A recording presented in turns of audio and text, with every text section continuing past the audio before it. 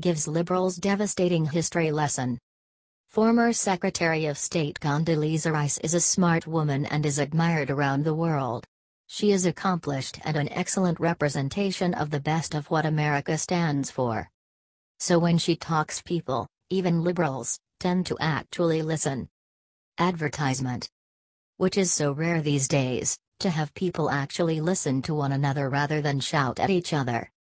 She went on Fox and Friends yesterday morning to push her new book, Democracy: Stories from the Long Road to Freedom.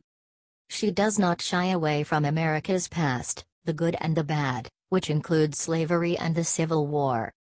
Co-host Brian Kilmeade asked her straight away, "I want to talk about where your book starts, and that's our Constitution. As an African American woman, do you see yourself in this Constitution? Do you think that, when we look at 9 of our first 12 presidents as slave owners, should we start taking their statues down and say, 'We're embarrassed by you'?" In a word, no, Rice said before continuing. Advertisement. I am a firm believer in keep your history before you. So I don't actually want to rename things that were named for slave owners.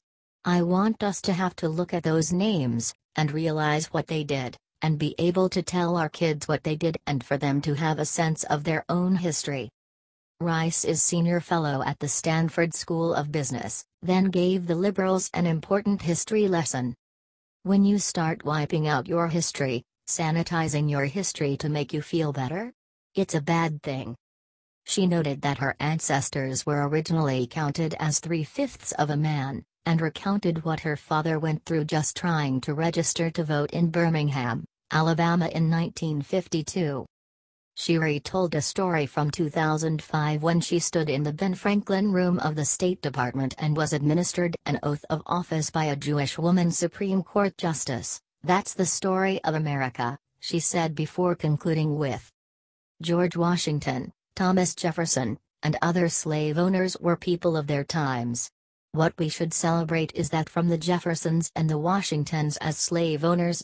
Look at where we are now."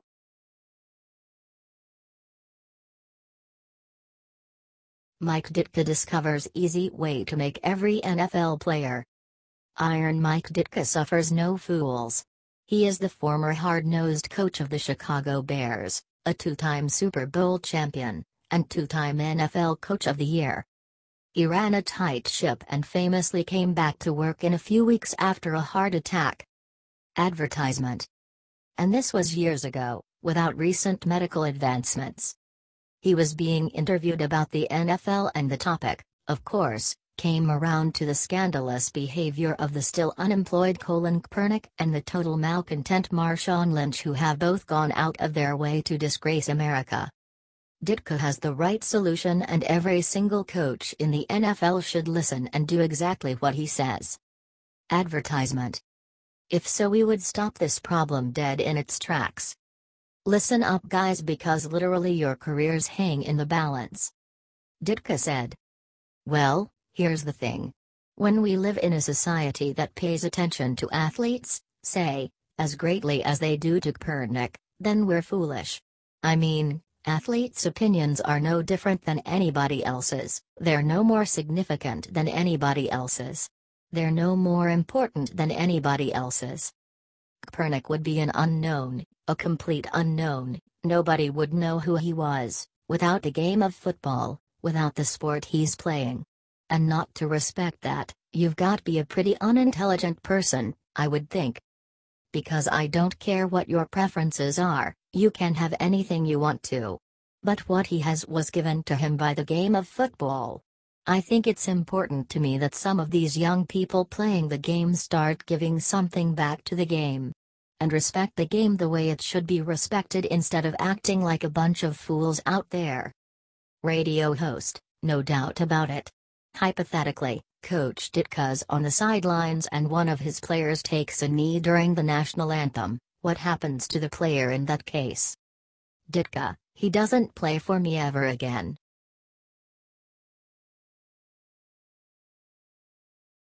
Breaking: China makes major sacrifice to support President Trump and America. This morning is full of surprises. Since President Trump took office, the relations between China and the United States got worse, and this is why this move is very unusual to us. China made a step forward and made a massive announcement in support of America against North Korea. They just decided to carry out United Nations sanctions that were imposed on North Korea earlier this month. Con's Nation reports that this isn't the only thing. President Trump was on his way to Washington this morning to order an investigation into China's trade practice. This could lead the United States to impose their own sanctions on Beijing. President Trump has sought help from China because they have the capability to apply massive financial pressure on North Korea if they wanted to. However, in the recent months, he has gotten less help from China, not more, which is what led him to the trade probe. He was highly critical of China during the election but softened his tone when reaching the White House. Trump also tweeted this morning that he is officially the president is back in Washington. The president planned on giving us this information first, but China's Commerce Ministry on Monday has officially announced that all imports of coal, iron ore, lead concentrates and lead and seafood from North Korea would be banned. Meanwhile, Con's Nation says that U.S. Ambassador to the UN, Nikki Haley, called it the single largest economic sanctions passage against Pyongyang. However, she went on to give a warning to other council members, stating, "We should not fool ourselves into thinking we have solved the problem, not even close." China's step is very significant not only for America but to the whole world. North Korea is threatening the world and has been for too long. Special sanctions like this one need to be provided often.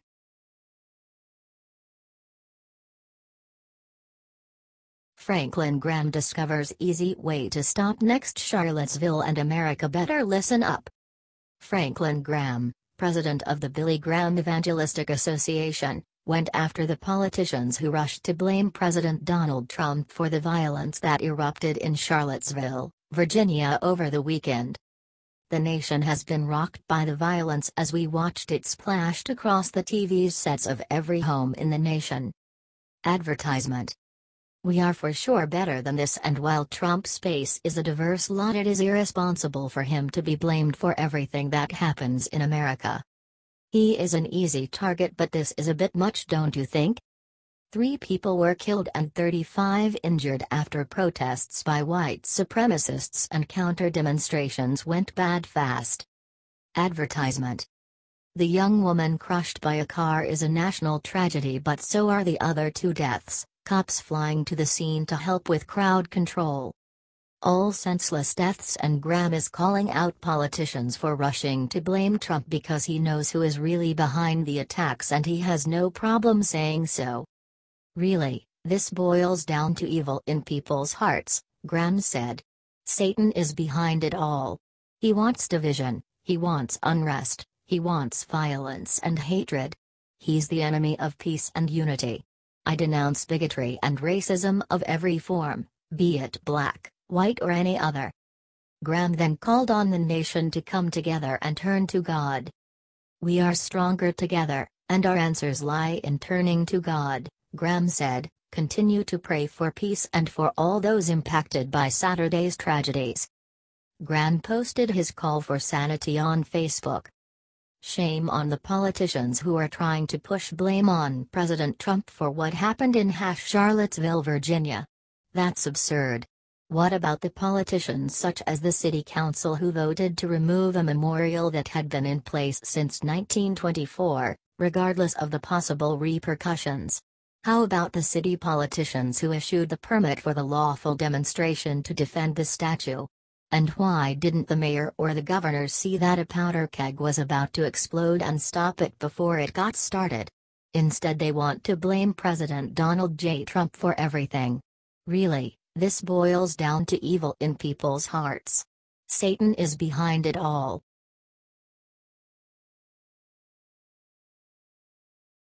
Breaking: Trump wins as North Korea cancels attack on Guam. North Korea recently threatened to attack the U.S. island territory Guam, which is located in the western Pacific. In a response to this threat, The U.S. President Donald Trump said North Korea will meet fire and fury if they continue with their threats.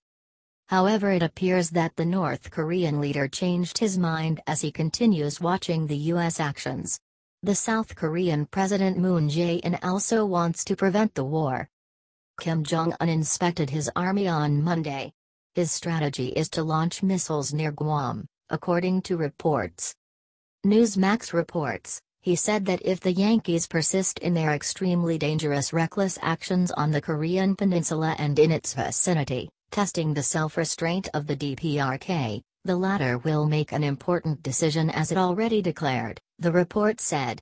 The DPRK stands for North Korea's official name, the Democratic People's Republic of Korea.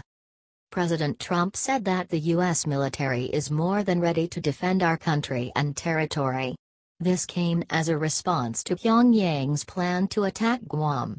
However, Moon Jae-in said that the South Korean government is determined to prevent the military actions. Newsmax reports, military action on the Korean peninsula can only be decided by South Korea and no one else can decide to take military action without the consent of South Korea, Moon said in a speech to commemorate the anniversary of the nation's liberation from Japanese military rule in 1945. The government, putting everything on the line, will block war by all means, Moon said. The Liberation Day holiday is celebrated on the Korean peninsula and it will be followed next week by joint U.S.-South Korean military drills in order to anger North Korea. While South Korea is an ally of the United States, the North Korea's main ally is China. North Korea has a weapons program and China urged them to stop it. They also urged the USA and South Korea to stop military drills in order to lower tensions. The drill will definitely provoke Pyongyang more, and Pyongyang is expected to make a more radical response, the paper said in an editorial.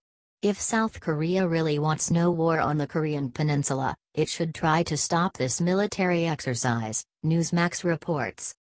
The United States and South Korea have been at war with North Korea ever since the Korean conflict in the 1950s, which didn't end with a peace treaty. U.S. is fully prepared to respond militarily if North Korea decides to attack.